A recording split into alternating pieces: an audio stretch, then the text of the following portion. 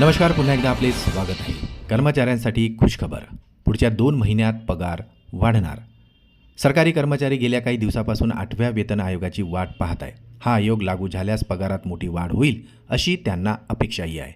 मात्र तो लागू होण्यापूर्वीच एक चांगली बातमी मिळण्याची शक्यता आहे. चला तर पाहूया याविषयी सविस्तर माहिती. त्यापूर्वी आपणास विनंती आहे की चॅनलला जर नवीन असाल तर सबस्क्राईब करायला विसरू नका आणि नवनवीन अपडेट मिळविण्यासाठी बेल आयकॉनला प्रेस करायलाही विसरू नका. अत्यंत आनंदाची कामाची बातमी शेअर करायलाही विसरू नका.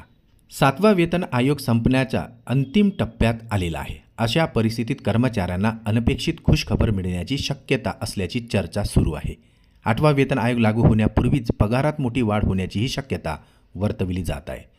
साधारणपणे पगार वाढण्यासाठी DA वाढ आवश्यक असते, पण यावेळी DA वाढीशिवाय हातात येणारा पगार वाढू शकतो असेही मानले जात आहे. याचे कारण म्हणजे 2026चा अर्थसंकल्प. या अर्थसंकल्पात घेतलेल्या निर्णयामुळे थेट कर्मचाऱ्यांचे मासिक पगार वाढणार आहे. अर्थसंकल्प 2026 अत्यंत महत्त्वाच्या वेळी येत आहे, कारण अनेक वर्षापासून लागू असलेला आयकर कायदा आता रद्द होण्याच्या मार्गावर आहे.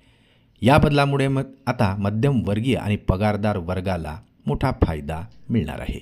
पगाराशी संबंधित सवलती कलम 10, 16, 17 यामध्ये वेगवेगळ्या ठिकाणी होत होत्या. आता त्या सर्व एकाच कलम 19 मध्ये एका टेबलाच्या स्वरूपात दाखवल्या जाणार आहे. Standard deduction, gratuity, commuted pension, leave encashment, retirement benefit यासारख्या गोष्टी आता सहजपणे दिसणार आहे. यामुळे कराची गणनाही आता सोपी होणार आहे.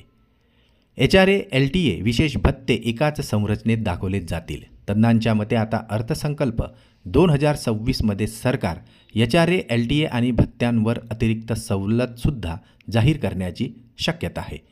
असे झाल्यास आता थेट पगार वाढणार आहे.